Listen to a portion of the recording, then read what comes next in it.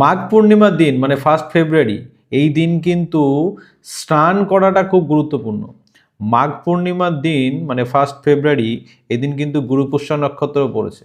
এই দিন আপনি যদি সকাল 5টা 15 থেকে সকাল 7টা 30, এই টাইমটাকে কিন্তু অমৃত স্নানের টাইম। এই টাইমে যদি আপনি স্নান করতে পারেন, বিশেষ করে স্নানের জলে গঙ্গা জল এবং কালো তিল মিশিয়ে স্নান করতে পারেন, তাহলে কিন্তু তার গুরুত্ব অনেক।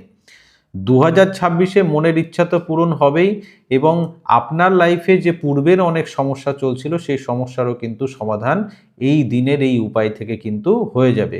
এই দিন আরও দু একটা জিনিস আপনাদেরকে করতে হবে, করলে তো সত্যিই খুব ভালো ফল পাবেন। সেটা হচ্ছে স্নানের জলে গঙ্গার জল আর তিল দিয়ে তো স্নান করবেন। দ্বিতীয় হচ্ছে কোনো গরিব মানুষকে যদি পারেন এই দিন উলের তৈরি কোনো জামা কাপড়, মাফলার হোক, টুপি হোক, কোনো গরিব মানুষকে দান করতে পারেন উলের তৈরি, ঠিক আছে? এটা করলে কিন্তু খুব ভালো রেজাল্ট পাবেন।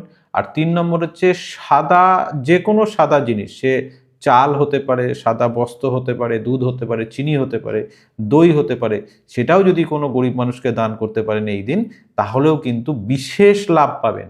কারণ এই দিনের এই দানগুলো কিন্তু আপনার সারা জীবন আপনাকে কিন্তু ভালো রাখবে, অনেক পাপ নষ্ট করবে আপনার, এবং সবথেকে বড় ব্যাপার হচ্ছে আর্থিক দিক থেকেও আপনার সফলতা এনে দেবে এবং শারীরিক দিক থেকেও আপনাকে কিন্তু সুস্থ রাখবে।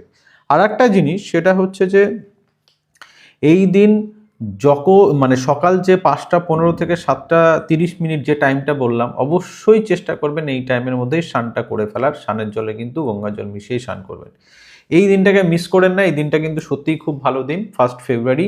অবশ্যই সকলে মিলে এই উপায়টা করুন, সবাই খুব ভালো ফল পাবেন। আর আপনার পরিচিতদের মধ্যে কেউ থাকলে ভিডিওটা অবশ্যই কিন্তু তাদেরকে শেয়ার করে দেবেন।